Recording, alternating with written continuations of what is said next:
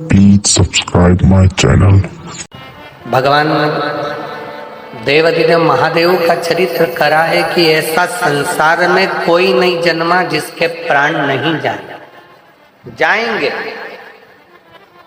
मरना सबको। पर निवेदन केवल इतना है कि मरने से पहले जैसे देवराज शंकर के मंदिर में पहुंच गया तो परमात्मा के धाम पहुंच गया, नहीं तो था तो पापी, चोरी भी करता था, गलत काम भी कर रहा था, व्यसन में भी डूब गया था, गलत संगत में भी चला गया। आज का व्यक्ति जितना संसार में जन्म लेने वाला है वो कोई ना कोई दवाई का प्रयोग करता है। पर एक बात बताओ, दवाई पर भी एक्सपायर डेट लिखी होती है। बोलो सही है कि गलत है? अरे जम के तो बोलो जरा, लिखा होता है ना 2022 में बनी है, 2024 में 12/24 में ये एक्सपायर हो जाए। मेडिकल पर से लेकर आते हो और वो तुमको एक्सपायर दवाई दे दे तो तुम लाओगे क्या? अरे जम के तो बोलो जरा, उसका कोई मोल तत्व ही नहीं, उसका कोई महत्व ही नहीं, उसको लाकर करोगे। मतलब जो दवाई आपको जिंदगी देती है वो दवाई भी एक दिन मर जाती है, वो दवाई भी एक्सपायर हो जाती है।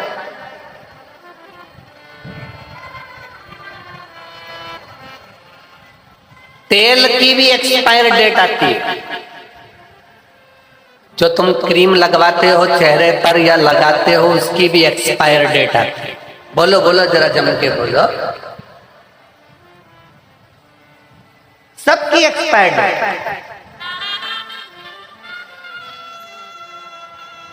फ्रिज खरीद कर लाए, उसकी भी गारंटी कार्ड आया है, 1 साल तक की जवाबदारी हमारी, उसके बाद एक्सपायर हुआ तो हमारी गई।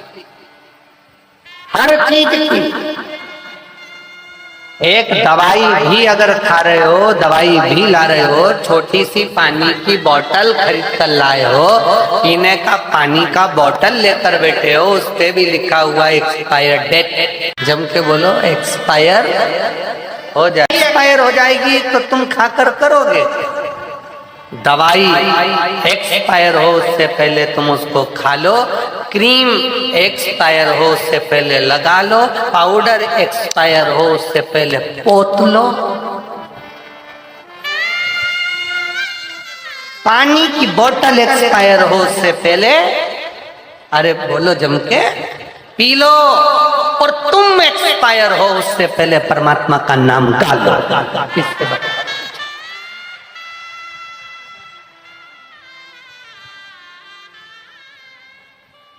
सबकी तारीख आखिरी है, आती है, लिखा है, बस अंतर इतना है बोतल पे लिखी होती है, दवाई पर लिखी होती है, क्रीम पर लिखी होती है, सामान पर लिखी होती है, पर मनुष्य को नहीं मालूम कि उसकी एक्सपायर डेट कब की है। लिखी सबकी है, इसलिए शिव कथा कहती है, भगवान शंकर का चरित्र कथा है, शिव महापुराण का कथा कहती है कि ये तारीख जो लिखी है इसको, जो भगवान ने समय दिया है, इसको इतनी अलमस्तता से जियो, इतने स्मरण से जियो, भक्ति करते करते अपने जीवन को जीने का प्रयास करो। जो मिली है, जो मिला है समय, मेरे भगवान भोलेनाथ से, मेरे भगवान से, शिव से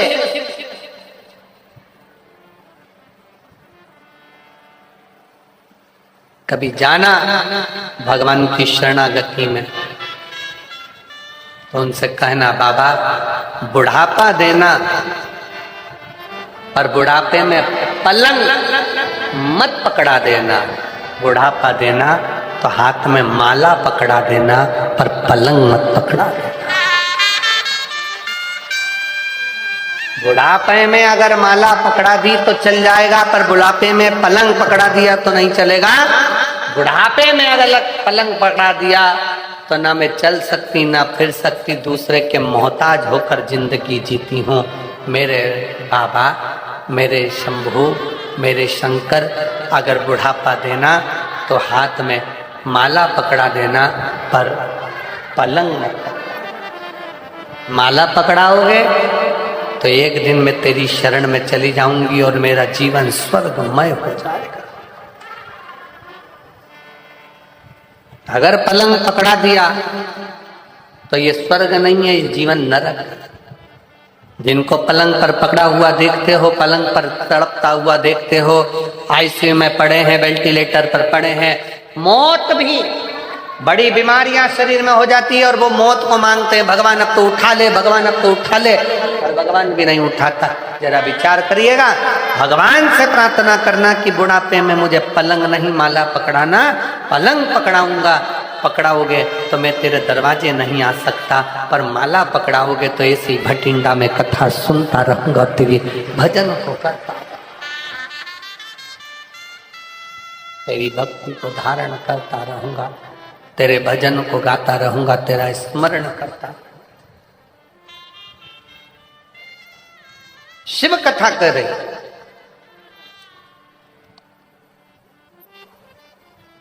भगवान शंकर का चरित्र करा। देवराज एक्सपायर हुआ, देवराज के प्राण छूटे उससे पहले देवराज शंकर के मंदिर तक पहुंचे। जाते रहो शिवालय तक। गुरु नानक देव जी ने एक बात अपनी बड़ी बहुत लग्नता से कही अपने जनमानस को। गुरु नानक देव जी ने किसके सामने? संत नामदेव जी के। संत नामदेव जी के सामने महाराष्ट्र के वो संत नामदेव गुरु नानक देव जी से मिलने के लिए अपना महाराष्ट्र छोड़कर पंजाब में आकर रहे थे। आप लोगों को मालूम कि नहीं मालूम, पर यदि आप अध्ययन करेंगे तो उसमें मिलेगा कि महाराष्ट्र के संत नामदेव जी महाराज अपना महाराष्ट्र छोड़कर भगवत भजन करते करते विठ्ठल पांडुरंगा विठ्ठल पांडुरंगा विठ्ठल पांडुरंगा कहते कहते पंजाब आ गए। और इस पंजाब की भूमि पर गुरु नानक देव जी की संगत करी उन्होंने।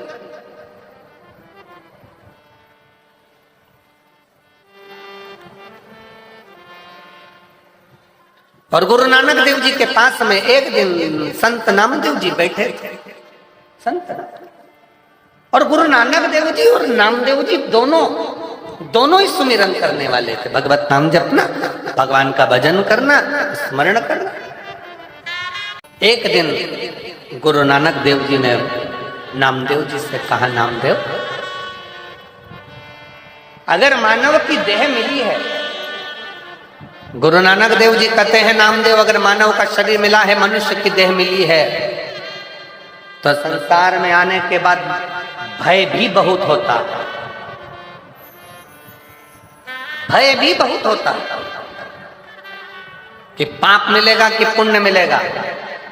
पर गुरु नानक देव जी नामदेव जी से कहते हैं, अगर मनुष्य की देह मिलने के बाद आपका सुमिरन, आपका भजन, आपका स्मरण अगर निश्चित है, तो फिर पाप का आडंबर नहीं, पुण्य की प्रबलता में मनुष्य आगे बढ़ता चलेगा। शिव महापुराण कथा करती क्या? शंकर की कथा क्या देती है? शंकर की कथा आपको आडंबर से दूर कर देती है। शिव की कथा में ना बेल है, ना भभूति है। शिव की कथा में ना श्रीफल, ना नारियल। शंकर की कथा में तो केवल एक काम है, बैठे बैठे भगवान का भजन करो, मौका मिले तो एक लोटा जल लेकर शंकर को समर्पित करो। अपना भजन स्वयं को करना पड़ेगा, कोई दूसरा नहीं करेगा। अपना भजन स्वयं करिए, कोई दूसरा नहीं करेगा। शहनाई थोड़ा श्लोक, अपना भजन स्वयं करिए, अपना स्मरण स्वयं करिए, कोई दूसरा नहीं। हम पहले भी कथा में कहे हैं, छींक आएगी, अपने को खुद को छींकना, खांसी आएगी, अपने को खुद को खांसना। अब तुमको आ रही छी और तुम पड़ोसी से कह रहे छी, वो छींक भी देगा तो तुम्हें कौन सा फायदा है। अपने को चल रही खांसी, पत्नी से कह रहे खांस, तो पत्नी खांस भी देगी तो तुम्हें कौन सा फायदा। पेट दुख रहा तुम्हारा, दवाई खिला रहे बेटे को, तुम्हारा कौन सा फायदा। सिर तुम्हारा दुख रहा, टेबलेट तुम्हें खाना थी, खिला रहे पड़ोसी को, तुम्हारा कौन सा फायदा। शिव महापुराण की कथा गुरु नानक देव जी महाराज नामदेव जी से कहते हैं, अपने को पेट दुखा, अपने को दवाई खाना है, अपन ने पाप किया तो अपने को सुमिरन कर कर उसको धो डालना है, भजन कर कर समाप्त।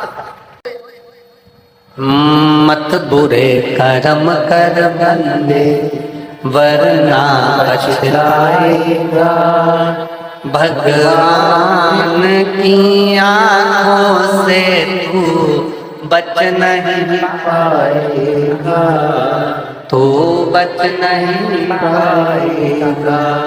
अरे ओ अज्ञानी मत करना,